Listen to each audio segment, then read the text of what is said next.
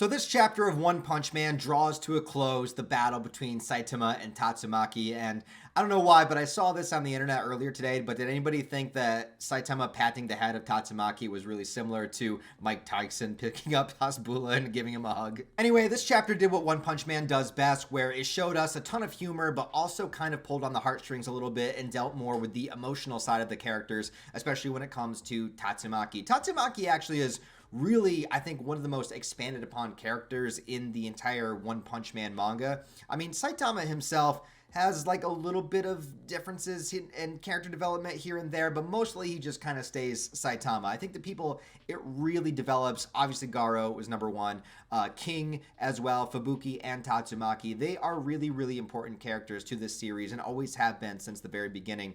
And I love seeing the relationship dynamic between the two sisters.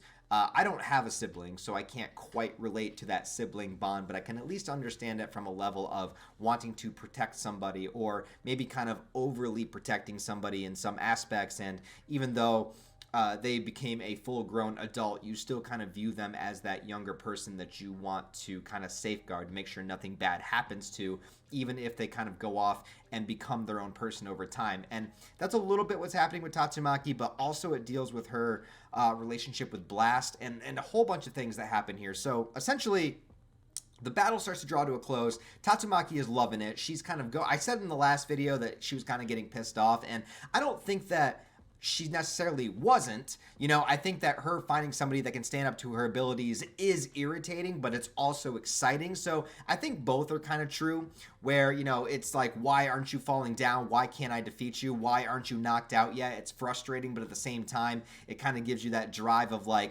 there could be somebody out there that's like somebody I could actually test my abilities towards that I might not be able to defeat. Where in Tatsumaki's mind, the only person that hits that caliber of individual is Blast, because Blast is her savior. But, you know, it's interesting because he is the person that saved her from being captive, and so she has this, obviously, well, pun intended, I guess, like hero complex about him. And we've seen Blast. We've seen him interact in the manga a little bit, and he seems like a pretty good, genuine dude. But he seems like a dude that's got a lot of shit on his plate. Like, he's handling problems that are off-world, intergalactic, like a bunch of crazy shit that he's just like, he's way too powerful to be dealing with the stuff that's on Earth. He's dealing with, like, universe-destroying consequence kind of things that are happening out there, okay? So he's busy, he's got his shit to do, and he's probably saved a lot of people in his life.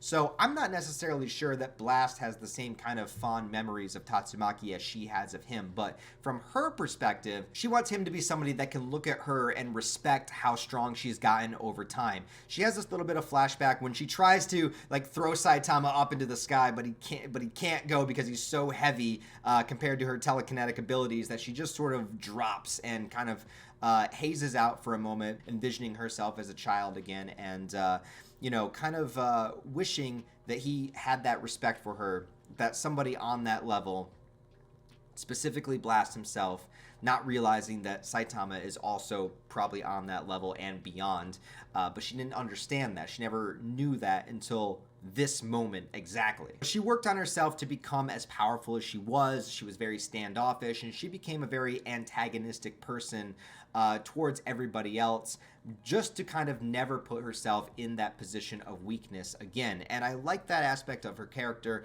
especially when it comes to her sister Fubuki, who also shows in the flashback that she went to go get Fubuki after she was freed, and actually because she used her psychic ability around her, she inadvertently basically awakened Fubuki's powers. So she feels not only responsible for protecting her, but also for putting her into this world of heroes and villains by allowing her to awaken her powers to begin with. So there is this responsibility, this burden that is on Tatsumaki's shoulders that just is definitely very difficult to deal with, that she's never really been able to talk to about with anybody. And she doesn't even talk to anybody in this chapter about it. It's all kind of within her mind. But you can imagine how stressful that would be to not only be like the most powerful person on Earth, essentially, but also never be able to talk about these things, also have to put on this front that you are kind of this really bitchy person to kind of keep people away, also try to protect Fubuki and to keep her entire group of like bodyguards away from her also, and just all of these things that constantly stacked upon her plate. Meanwhile, there's this bald dude with this shining beacon of glory coming off of his bald ass head that is blinding Tatsumaki in this moment as she awakes from this vision.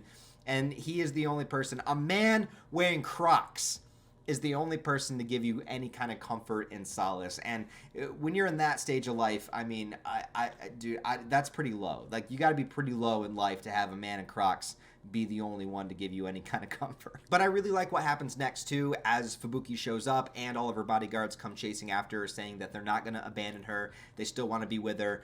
And Tatsumaki obviously has that same initial reaction to them as she did before. But I like this thing that Saitama says, something along the lines of, you never really know someone's true potential. And obviously coming from Saitama, that has a lot of resonance because of who he was before he did his amazing training of 100 push-ups, sit-ups, and squats every single day. But it really is true. You never know what somebody is capable of until they take the time to not only show you, but you allow them the ability to. And it deals with trusting somebody. It deals with letting somebody be their true selves. And it's a thing that you have to open yourself up to allow. Like, you have to allow other people into your life. And that's a really, really hard thing to do sometimes. And I think it's a really hard thing to do, particularly for Tatsumaki in this situation.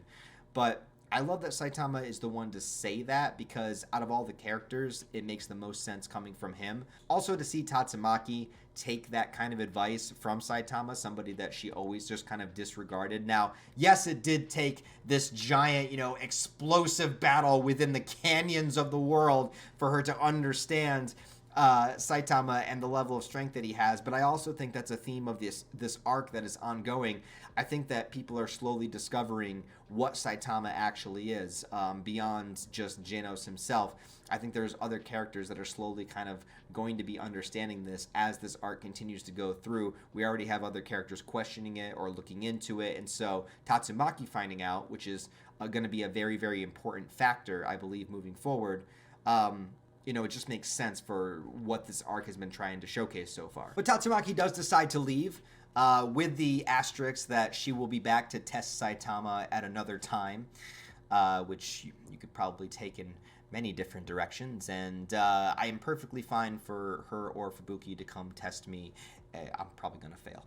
The end of the chapter was a little confusing, though, because it looks like the bodyguards are relaying some kind of information to Fubuki, which could just be that the antagonist escaped, but I thought she knew that already, so maybe there's like another piece of the puzzle that has yet to be revealed that's kind of about to be mentioned there. But beyond that, I really liked this chapter. I thought it was great for Tatsumaki's character. I also thought, after several chapters of this fight, I think if you go back and, which I probably will, go back and reread all the chapters in a row, I think it's going to flow very well. And I think it's going to be one of the more hilarious moments of this entire segment of the arc. Also, it holds great potential for Saitama and Tatsumaki to fight once more, and we are free to move into whatever the next phase is going to be here.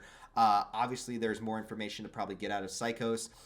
There is that new antagonistic force. We have Metal Knight doing his thing. There's a lot of things that are kind of building up right now that I'm excited to see kind of come full force.